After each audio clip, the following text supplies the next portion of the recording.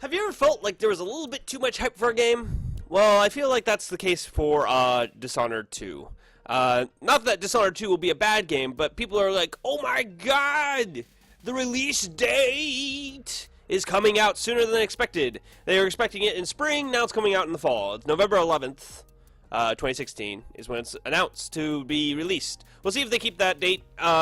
Sometimes when games are announced and they get closer and closer to that release date, they're not quite ready, and so then they push it back a little further. And I always wonder when that happens if it's just an attempt to get some more publicity to fuel the hype train. So here comes the hype train. Choo choo. Who's the conductor? I don't know. Everyone who works in media. I'm talking about it. I'm part of it. I'm on that train. Let's do this. All right. So Dishonored 2 is coming out in 6 months, and that's really all there needs to be talked about. It's a sequel to the first Dishonored, which was a pretty good game. Haven't played through all the way. I might do it on the channel at some point. Maybe when it gets closer to Dishonored 2, just to fuel that hype train. Yeah! Alright, let's move on. I'm done with Dishonored. Fuck you, Dishonored. We're moving on to other things. So next up is Stardew Valley. Stardew Valley is coming out with multiplayer at some point in the future. More recent than 6 months. I can pretty much guarantee that one. Well, maybe I can't guarantee that. I shouldn't guarantee anything. Let's not guarantee that. I take that back. I take that back from you. I grab it. I take it back. Okay. So console ports are confirmed as well. So if you don't play PC because you're weird, you can play it on console ports pretty soon, I guess. I don't know when those are going to come out. I expect they say probably around the same time as the 1.1 update, which is the update that will be released with multiplayer.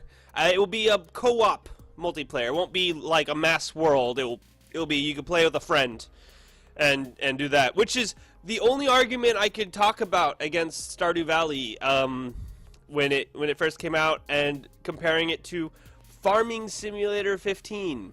That was the only thing Farming Simulator 15 really had going for it. It was kind of boring, but it had multiplayer. You could play with a friend. You could be bored together. That was what was important. You could be bored together with Farming Simulator 15. But with Stardew, I actually play a lot. I have played a lot more than I would be willing to. With Farming Simulator, so this was from like Stardew Valley to talking about Farming Simulator, but it's kind of important because I bashed Farming Simulator 15 a lot to my friends, but I play it a lot more than I'd care to admit. I've played it a lot more. I haven't played it like in months, but when it came out and when I owned it after I think I saw it on a Steam sale, I bought it and tried it and played a lot more of it than I really wouldn't care to admit. So, anyways, back to Stardew Valley. Gotta save this story. All right, let's go. I'm just crazy. I really shouldn't do this after 10 Red Bulls, you know. The Stardew Valley. Stardew Valley is coming out with multiplayer, co-op multiplayer, and they're making a little bit more different stuff you can do with marriages, making that a little bit more of a thing, because you know it's kind of boring just to marry and then get you don't get to do very much with that spouse. There's things, but I don't know, they're adding more things to the game. As you know, I haven't really gotten that far in the game. I've done a series on the channel. It's only up to 8 episodes, and so you know it will but basically they're adding more things to the game, which is great because it's a great sign that this game will have longevity, as well as a really great Harvest Moon game, essentially. I do kind of find it funny that there's console ports, Especially since probably not Nintendo would be my guess.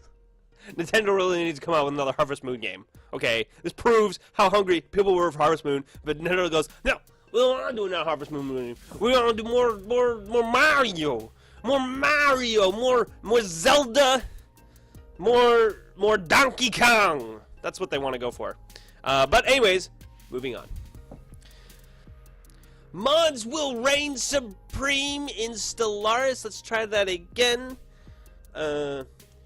Mods will reign supreme in Stellaris.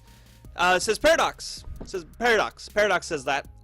They're really looking. I think this really shows a sign that with Stellaris coming out next week, it's coming out on Monday, so it's coming out really soon. It's $40 on Steam for the base package for just the game, and then they have other packages. I think it's $50 for the Nova edition, and then $70 for the Galaxy edition, and just it's basically a deluxe edition. And it's not a bad way to try to make more money for Paradox. I just don't recommend buying those two things. They don't seem worth it to me. I guess the one that's $10 more. It's like you get the soundtrack, which I guess if you've been following any Stellaris gameplay footage, you would know what the soundtrack is. But I don't know much about the soundtrack itself. I actually haven't been watching much video footage of it or gameplay footage of it, and I haven't really followed up too much about it. I'm gonna kind of be going in blind. All I know is there's some different methods of traveling through space, and what's the other thing that I know about? I know about the races and stuff like that. But outside of that, I really don't know much. But I will tell you this: as soon as there's a Star Trek mod, I will play the shit out of that. Guarantee you, I will play. I will put the same amount of hours I have in this game as I've done on Crusader Kings 2, and it's a lot of hours. I don't want to admit it. Really, it's a lot. It's really a lot. I actually look at it and go, oh my god, look how much time I've wasted on this game. So Stellaris, I will definitely play a lot of it if there's a Star Trek mod. And I guarantee you there will be. This is the episode where I guarantee everything and then I take it back because it was wrong, because everything I usually predict is wrong. But anyways, we'll just move on to, well, looking forward to Stellaris, and I am interested to see what kind of mods there will be for the game, and there will be a lot. Basically, oh, you know, I haven't even really talked about the fucking story. Shit. They're basically making it so every aspect of gameplay in Stellaris is moddable. They want to make it so you can mod everything in the game. You might even be able to make it an entirely different game. That's the big news story for Stellaris. I've been talking really good about Stellaris, and then I forgot to actually mention the real thing. Look at me! I just talk nonsense. So that's what I'm looking forward to. Mods, a Star Trek mod in Stellaris. If I get that, I'll be so happy. I'll be extremely happy. Yeah, my excitement. I'm containing my excitement right now. I'm putting it in a little box, and then I'll eat it, and then it's gone. It's gone. So that was your midweek news. I hope you enjoyed the episode. If you did, please remember to like, comment, and subscribe, and I'll see you all next time.